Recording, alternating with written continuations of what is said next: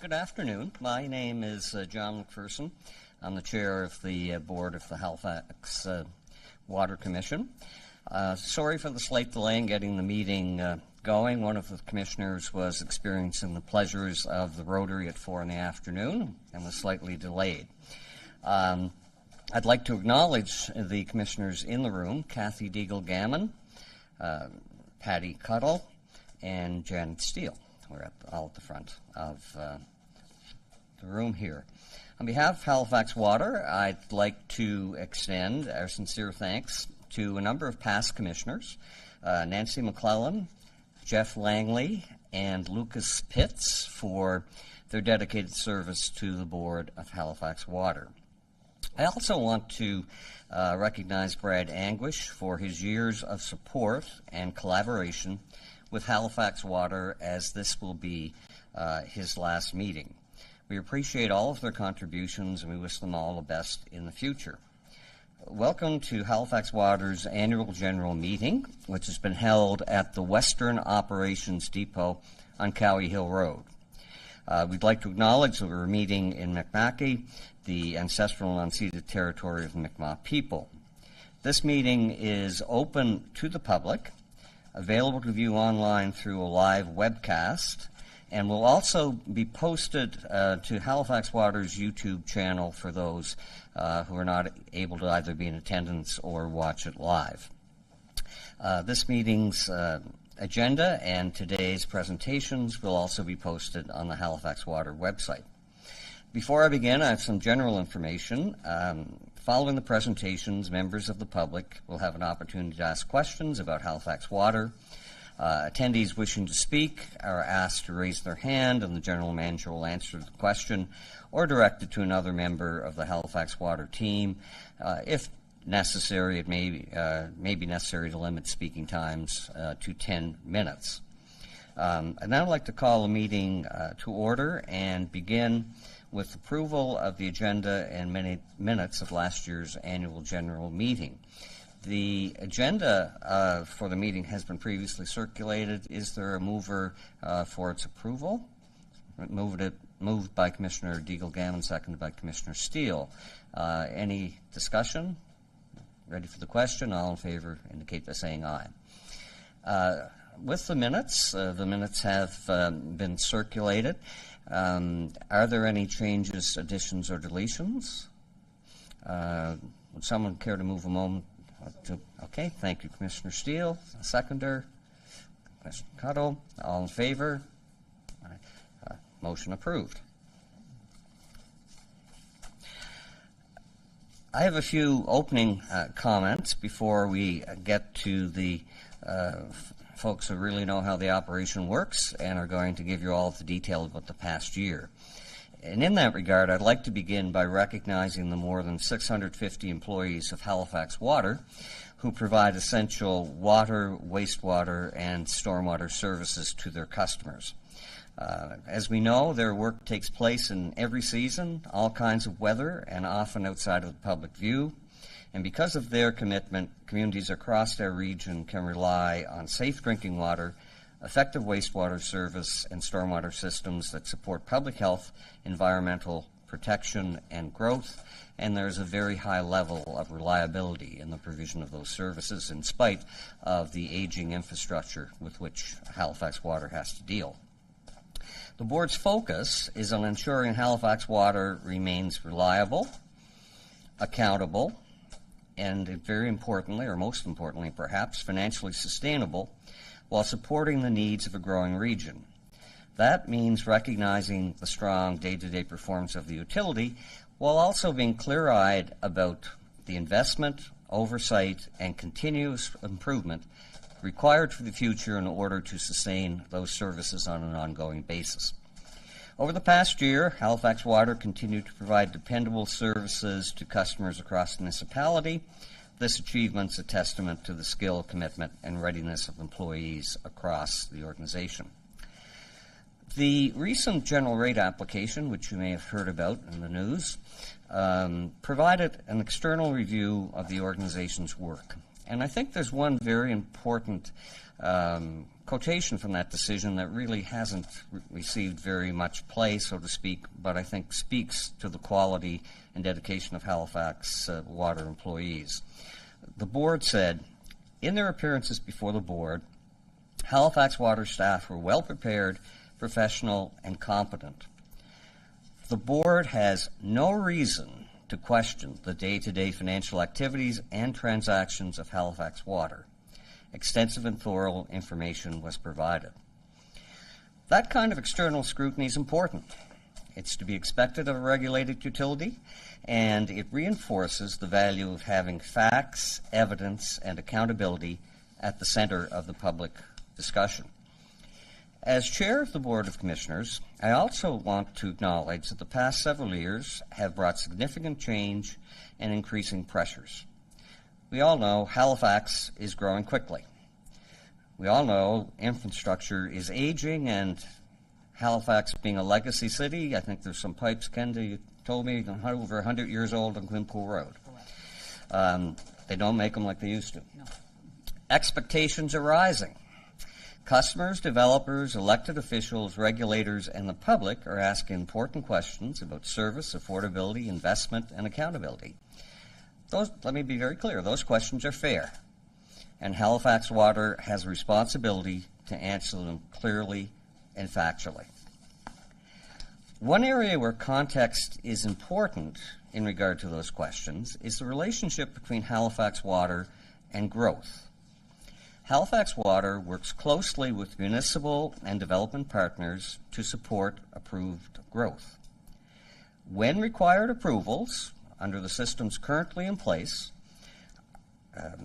are achieved by a proponent and infrastructure conditions have been met, the utility will continue, as it has in the past, to ensure services are provided when required. At the same time, we must be clear that supporting growth and renewing aging infrastructure is not free. It requires significant investment. Halifax Water is managing the water, wastewater, and stormwater needs of a growing region, which I think, fortunately, may be growing even more with the recent federal announcement regarding submarines, while also maintaining and upgrading systems that in many cases were built decades ago. These aren't short-term challenges, and they can't be solved without sustained funding. That being said, the board acutely understands that accountability and affordability matter. Customers are managing financial pressures of their own, and every rate increase has a real impact on households, businesses, and institutions. At the same time, rates are the primary source of funding for infrastructure and services that customers depend on every day. So Halifax Water must continue to balance affordability of its customers with the need to invest responsibly in reliable service, environmental protection, and long-term resilience. That being said, Halifax Water actively seeks external funding where programs are available and where projects are eligible. These partnerships help advance critical infrastructure work while reducing the full burden on taxpayers. A very recent example being the substantial federal contribution to the Windsor Street Exchange. And let me be very clear on that as well. Halifax Water will look for every dollar that it can find from any program for which it is eligible. Debt is also one of the tools used to fund long-lived infrastructure in a responsible way. When used appropriately, debt allows the cost of major infrastructure to be shared over time by the customers who benefit from it, while helping to moderate the immediate rate impacts. The board's role is to ensure that this approach remains prudent, transparent, and aligned with long-term financial sustainability. Accountability is another important area of public interest and a very important factor in how Halifax Water operates. Halifax Water is a not-for-profit regulated utility, unlike the other two major utilities in the province who are for-profit but also regulated. Its activities, including rate applications, are reviewed through a public regulatory process before the Nova Scotia Regulatory and Appeals Board. A few facts about the most recent general rate application bear some repeating. The application was 712 pages long, equivalent to several very large novels, but much less interesting in some ways, and resulted in more than 300 information requests, 1,027 pages of responses, 4 days of public hearings, and a written decision of more than 130 pages. To say that the most recent rate increases were closely scrutinized is an understatement, to say the least, in my opinion. In addition to regulatory review, Halifax Water is also subject to internal and external audits, public reporting requirements, and oversight by this board. The board's responsibility in that regard is to test assumptions, review plans, monitor performance, and ensure management is acting in the long-term interests of customers and the utility. These processes can help ensure that decisions are reviewed, performance is measured, and customers and stakeholders have access to information about the utility's work. For example, recently, Halifax Water has participated in audits by the Municipal Auditor General in regard to SCADA cybersecurity and hiring practices, and by the Nova Scotia Regulatory and Appeal Boards on operational maintenance and cyber readiness. And in regard to these audits, it's worth recognizing the work that is required to support this level of accountability. The information provided to allow these third parties to complete these reports doesn't prepare itself. Reports, filings, audits, and regulatory responses require significant effort from employees across the organization, many of the leaders of whom are sitting here today, and those who work with them, often in addition to their day-to-day responsibilities serving customers and supporting operations. The board takes transparency and accountability seriously. We welcome constructive scrutiny, and we recognize that public trust is earned through consistent performance, clear information, and a willingness to improve. Halifax Water values and practices continuous improvement. The board expects that work to continue, and we are committed to supporting progress in a transparent and accountable way. At the same time, it is important that public discussion about Halifax Water be grounded in facts, context, and a shared understanding of the challenges facing the region. On behalf of the Board of Halifax Water, I wish again to thank our employees for their service, professionalism, and commitment to customers. The board will continue to provide oversight, ask difficult questions, and support decisions that strengthen service reliability, financial sustainability, environmental protection, and customer trust.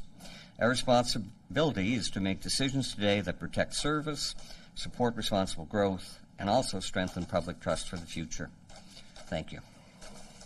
I now ask Kendra McKenzie, the General Manager of the Commission, to address the next agenda item. Thank you, Chair McPherson. Good afternoon.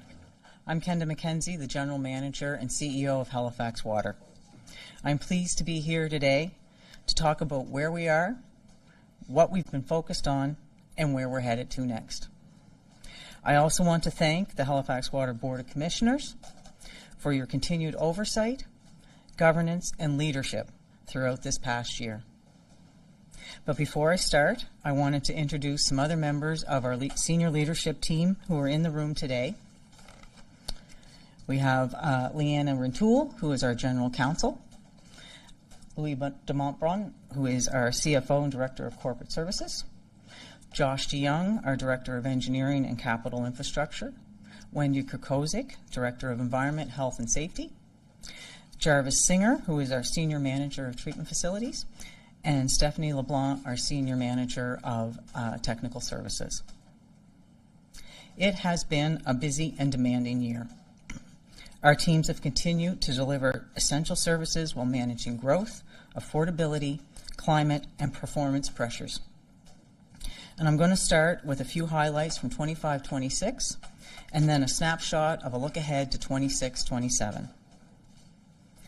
At its core, Halifax Water is here to provide high-quality water, wastewater, and stormwater services that protects public health, supports environmental stewardship, and contributes to the quality of life that to the customers in the communities that we serve. We organize that work around 4 pillars: people, safety and the environment, financial sustainability, and reliable service. This starts with the people. Attracting, retaining, and supporting a skilled workforce is critical. It also means keeping health, safety, and environmental protection at the center of how we work. It means managing our assets, finances responsibly while balancing service, affordability, and long-term infrastructure needs. And it means delivering reliable, high-quality service supported by the infrastructure that our region depends on every day. One way we track this work is through our corporate balance scorecard. It helps us set goals, measure results, and report on our performance. For 25-26, Halifax Water achieved 17 of its 32 targets, 7 of the 12 organizational indicators. And we achieved our operating expense revenue ratio gateway indicator, but unfortunately we did not achieve our lost time frequency gateway indicator. That result does not take away from the dedication of our employees. They continue to service our communities with care, skill, and professionalism. At the same time, as leaders, we are taking the safety results seriously, and it will remain an area of focus and attention and focused action and accountability in the years to come. With Halifax 2030, we have sharpened our focus on fundamentals: reliable service, resilience, responsible financial management, environmental protection, and public trust.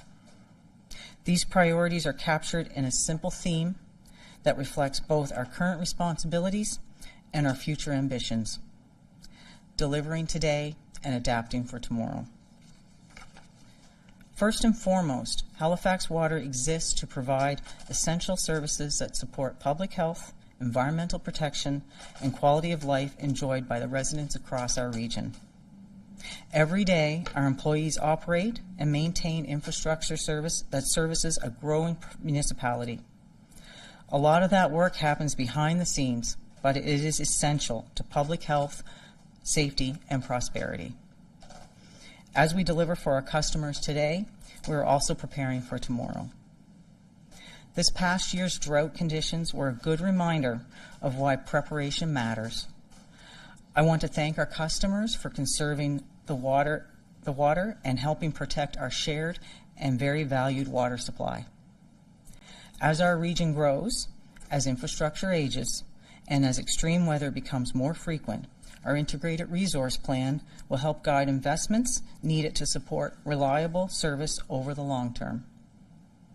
Those investments are necessary, but we also know they affect our customers. That is why we remain focused on managing costs responsibly, improving efficiencies, and delivering value for every ratepayer dollar. We will also keep working with industry partners and governments to advocate for sustainable infrastructure funding. A third area of focus this year was accountability. The strategy is also helping us better connect our planning, capital investments, and day-to-day operations, so we can focus on our resources where they matter most. And of course, trust matters. We earn trust through reliable service, clear communication, transparency, and accountability. Looking ahead, that same focus will guide our work: safe, reliable, and sustainable services while building capacity for the future. Compliance is a core responsibility for any regulated utility. In 25-26, Halifax Water met its regulation or obligations under the Halifax Regional Water Commission Act and the Public Utilities Act. We achieved 93% compliance with our Nova Scotia environment and climate change requirements at our wastewater treatment facilities, and we reached 96% compliance with our water safety plan. We replaced 130 public and 165 private lead service lines as part of our Get the Lead Out program in 25-26, working towards our goal of having no lead service lines by 2038. Over 3,200 tests are conducted yearly for total coliform, bacteria, and E. coli, with 99.9% samples being free of bacteria. There are over 100,000 tests conducted on our water system from source to tap each year. We are also moving ahead with our next update to the Integrated Resource Plan, which will outline the anticipated infrastructure needs for the next 30 years.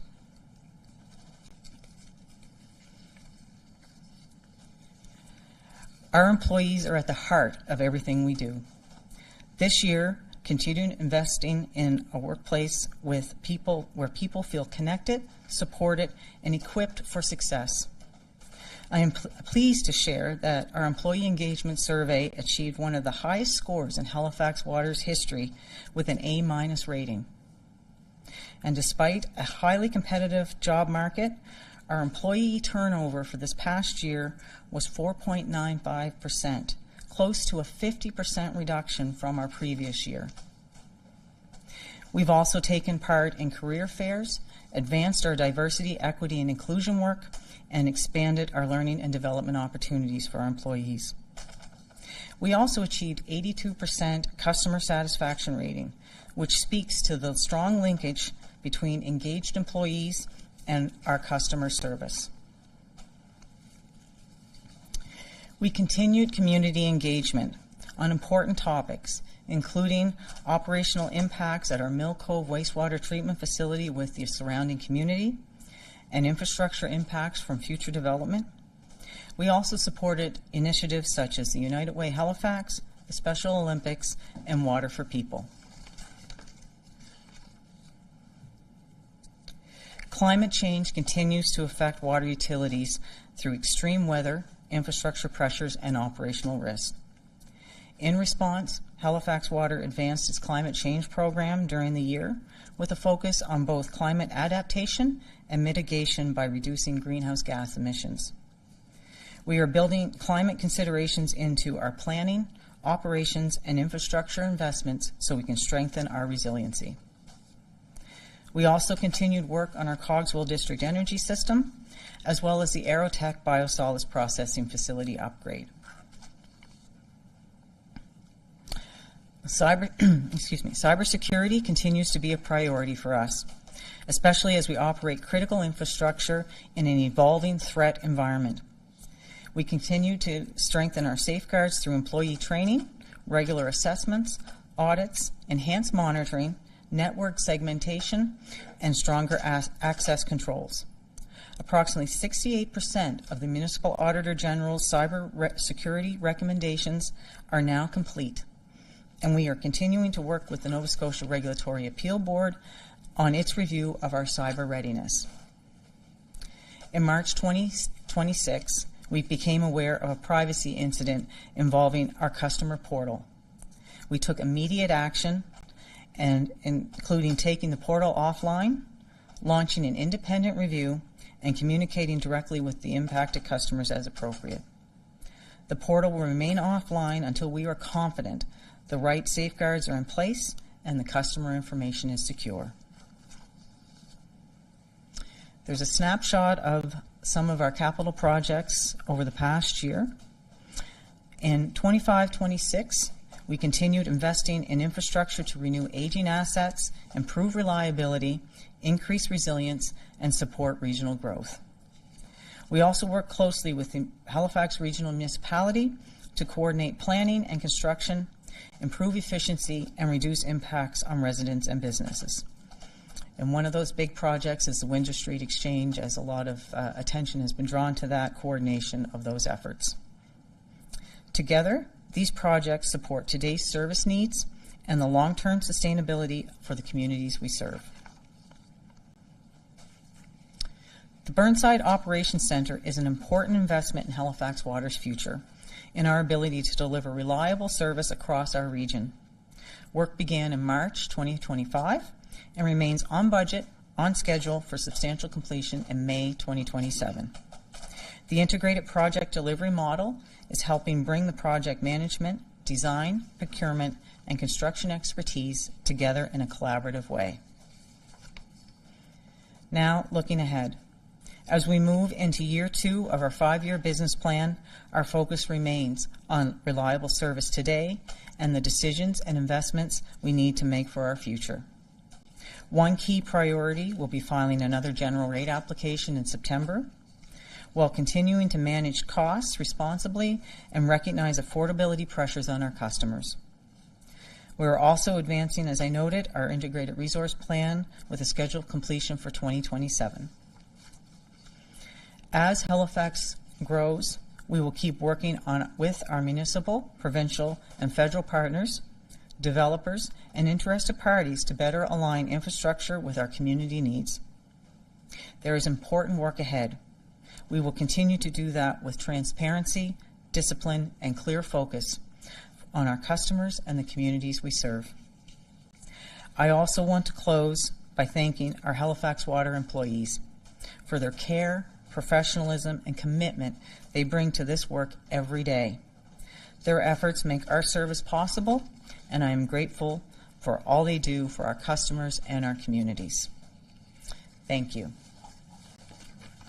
And I'm going to turn the floor over to Louis to provide an overview of our financial statements.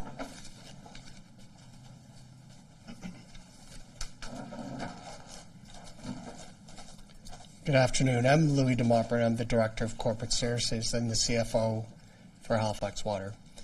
I'm here today to talk a little bit about the financial results for the fiscal year ended March 31st, 2026. Wanted to start by saying our audit is almost complete. We are fully expected, once our auditors have finished the last steps in their audit program, that we will achieve a clean audit opinion for the fiscal year. Halifax Water prepares its financial statements under IFRS, International Financial Reporting Standards. These financial statements are used primarily for consolidation with HRM's financial statements. We also prepare financial results in accordance with the NSRAB accounting handbook.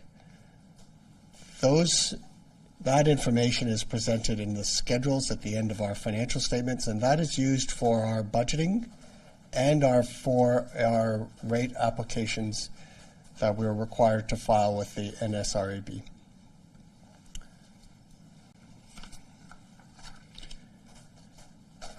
So just a couple of highlights around our assets. Our assets have increased by approximately $113 million over the course of the fiscal year. The main increase, as Kenda referenced, is the increases in our infrastructure, and you can see that under the utility plant and service, which has gone up by approximately $63 million.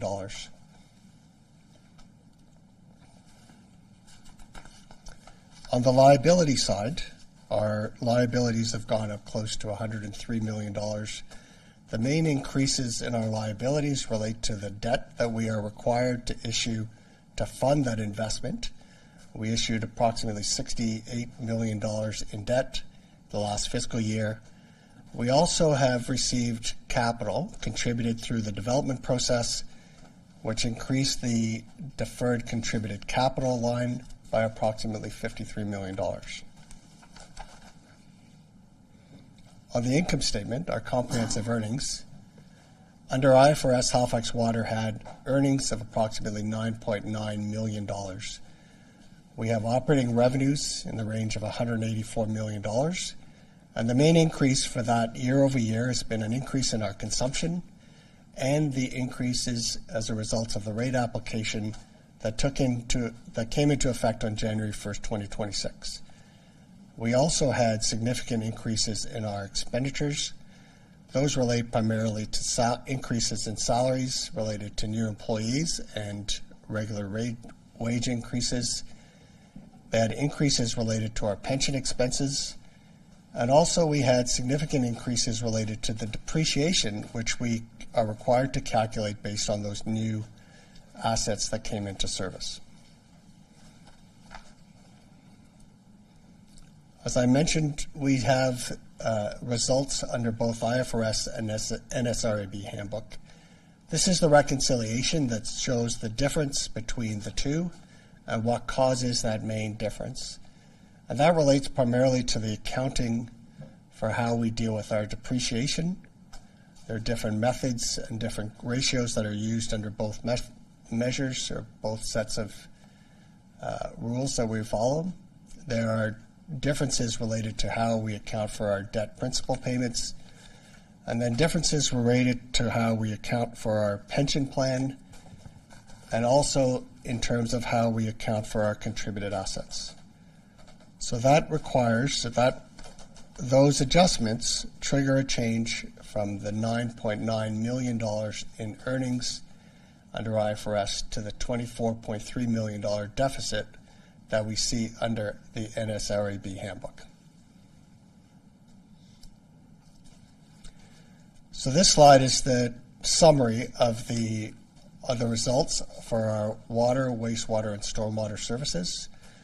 Under water services, we ended up with a deficit of approximately $9.2 million. Under wastewater, we had a deficit of approximately $3.4 million. And under stormwater, we had a deficit of approximately $1.7 million. What I wanted to highlight was the difference between the budgeted deficit of approximately $34.1 million to the actual deficit of just over $24.3 million. And that change is primarily related to the increase in consumption I referenced earlier and the increase in the rates that came into effect on January 1st.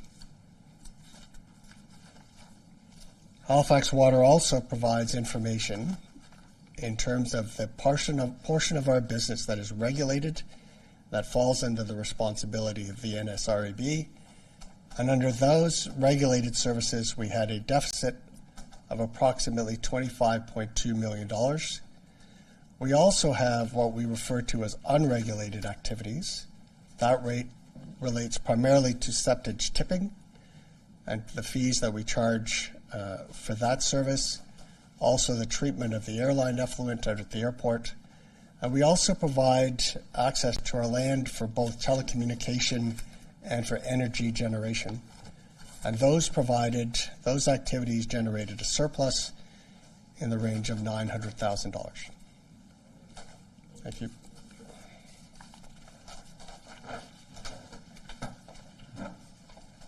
Thank you, Louis. And so now we will open the floor for any questions. If you want to raise your hand, we have a microphone.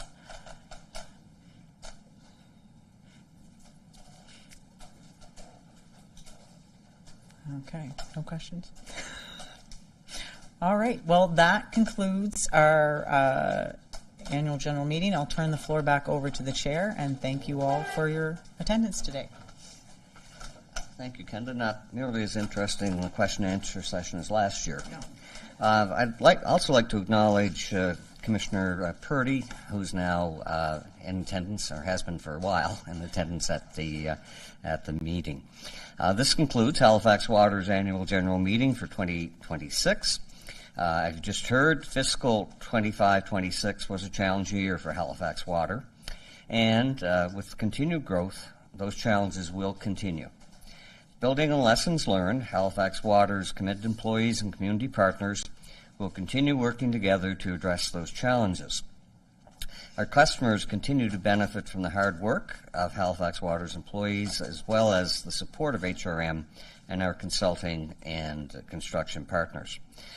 I'd like to extend my own personal thanks and appreciation to the individual members of the board of Halifax Water, who I've had the pleasure to work with now for 2.5 years, and who I can say without reservation are very diligent, informed, and conscious of their duties as commissioners of the board of Halifax Water.